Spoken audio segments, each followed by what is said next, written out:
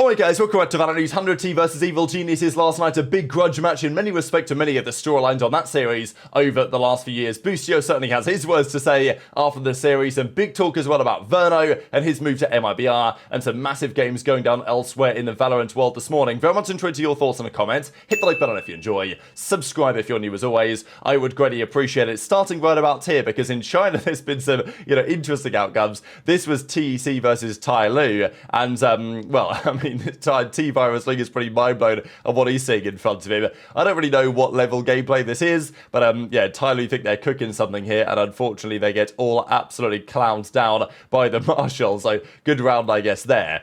We also got this from RRQ, Estrella is gone. So, controversial for sure, and RRQ are talking about, well, getting rid of this player and whether this is going to be a good decision or not. Of course, it's pretty controversial one in the replies for sure. But there's other controversial series going down today. This was that Tai Lu versus TEC game. Of course, we saw in the split there that, interesting couple of rounds, shall we say. Tai Lu eventually did put a couple of rounds together, but eventually it wasn't good enough, and Titan Esports Club take the victory again. RB continues to be on fire on the Tejo, to be fair. And, well, it's interesting that we're now seeing some teams use Tejo basically everywhere. RB used him every single map. On the other side, we had Slowly use on the Fracture and also on the Split, but not on the Icebox. He went for the KO. And, well, it was okay, but eventually they lost the map regardless. EDG did get the win against Dragon Ranger Gaming. I mean, it is another classic DRG or another classic Edward series where it's just an absolute mess, basically. They do get the win. Now, of course, Simon didn't play this series. They brought in Gianni instead, and bit of a stinker, right? I mean, we obviously talked yesterday about the controversial Liquid change with the move with Kamek gone and then Serial in.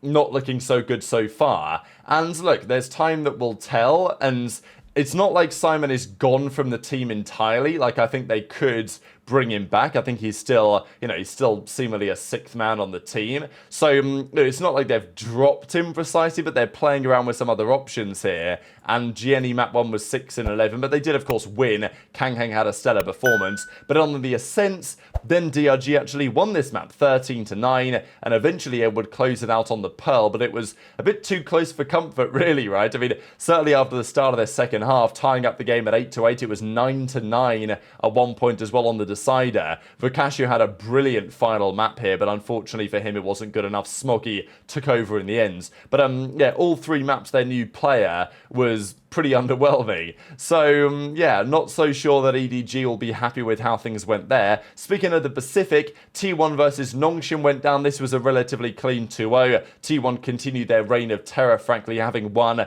Masters Bangkok 13-10, 13-11. Close series. Nongshim played pretty well. Again, Battle of the Koreans here. Danby had a difficult final map here on the Waylay, which we're starting to see a little bit. But yeah, in the end it was T1 just a little bit too good. Pretty close fought series in both teams, but the 2-0 will keep them ticking over. But this is the series that I really wanted to talk about, and Gen.G have just taken the victory here.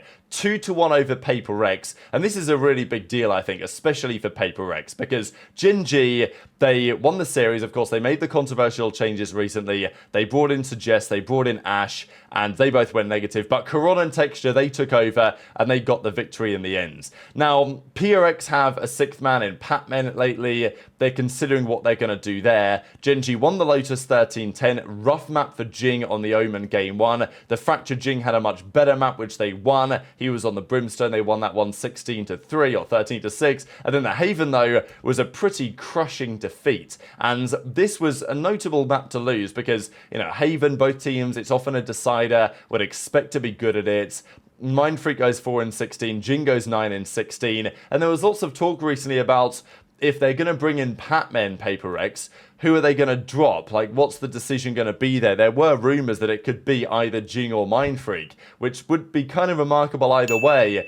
You know, Jing especially, maybe just because Singaporean team, Singaporean org, you wouldn't expect anything there really. Mind Freak because he's been one of their best players for a long time, but yeah, I don't know, this final map decider was pretty telling. So in the Pacific right now, Paper Rex are currently sitting at 0-2. There's enough time to turn it around. I mean, they next up play, you know, Boom Esports, then they play Global Esports, and then before then they play DFM. So, you know, it's very plausible that PRX end up 3-2. They make it out to the playoffs, no real, you know, dramas. But losing 2-1 to DRX, losing 2-1 to Gen.G doesn't paint the picture that Paper X are massively making strides, especially when T1 are the best team in the region, right? Like, Paper X want to be at least the second best team in the Pacific, and right now they're probably fourth, if not worse. Big results though in the Americas as well going down yesterday. So Evil Geniuses played 100T, and this is a pretty banger edit they put together here actually from Evil Geniuses, because of course Derek had his time on the 100T organization back in the day. That's now changed in recent times, and the idea of EG coming against 100T trying to get some revenge. EG and 100T, both of those teams based on their recent scrim results, both been looking pretty good, so this was going to be an important series. But look, 100T on paper should be the stronger team. They've got the more resources on paper, and that's eventually what they delivered, largely with thanks to Cryo, which maybe shouldn't be a massive surprise, but Cryo's back at it again, and we'll see that here in a second. As Boostio says, game day versus EG, now that Jaw's gone, that team really is washed, right? So obviously, Boostio wants to give his credit to Jaw, who's now gone to G2, but apart from that, he's like, yeah, we're going to smoke these guys, no two ways about it. 100T are up 1-0 here, they turned up on the Haven. This was definitely one of the plays of all time, hiding in the Omen smoke, and 100T do eventually get the win. It was pretty closely fought. As Asuna says, GG's 2-0, got to carry this momentum forwards. Not the best individual performance, but it's a team game, and the team is great. And as Boostio says, 2-0 versus EG, I made that team with a horrifically low quality image of him winning the World Championship with Evil Geniuses and the Jumps trophy in hand. So, pretty funny stuff. Like, EG, obviously they've not got the same team they had a couple of years ago. Boostio goes to 100T and, you know, tries to get some revenge or whatever, and as he says, made that team, to be honest. So yeah, we'll see if this trends in the right direction, because 100T, they of course lost to Sentinels the other week, and then Sentinels lost to Crew the other day. There's a lot of matchup dependent stuff going on here in the region, but 100T, they will look to kick on, because last year when they won in, let's say, domestically, but weren't able to replicate internationally, you know, they've not really changed much since then, apart from Bang being gone and Xander being in. And it's not like their whole team, you know, fried exactly. Asuna was 22-33, but Cryo and EU both had a complete masterclass, and there simply wasn't the firepower on the other side to deal with it. Ye had a solid time, but yeah, Cryo and EU, to be fair, both. But certainly Cryo was just a little bit too good on the Chamber game one of the Fracture, which, you know, brings me back, you know, like, you guys know that I kind of liked the Chamber meta, and I was kind of sad when it was gone in some regards, and look, I'm not saying that I've got crazy nostalgia for Chamber to bring him back, but I do like seeing him played on occasion. And the idea to see, like, I think this comp from 100T was great. I really liked it. With Chamber, Teho, Neon. I mean, it's just a fun composition to watch. And, well, it worked out. Cryo had a mega game one. Game two, he then decided to play the ISO, and that got the win for him as well. He was 26-13 there on the Haven. And, of course, they got the 13-7 win here as well. So, yeah, EG go down 2-0. It was, look, they fought pretty hard on the Fracture, but in the end, it was a reasonably comfortable affair for 100T, and they advanced pretty impressively so far in the Americas side. The other big game that was notable, of course, was MIBR's first game with their new teammate, of course, in Verno. They've picked up Verno from NRG, controversially so, because people will say, oh, well, Verno, you know, this guy doesn't talk, his comms aren't any good and all this stuff. And people are also joking to say, well, hang on a second, why has Verno not got a jersey on? Like, what's going on here?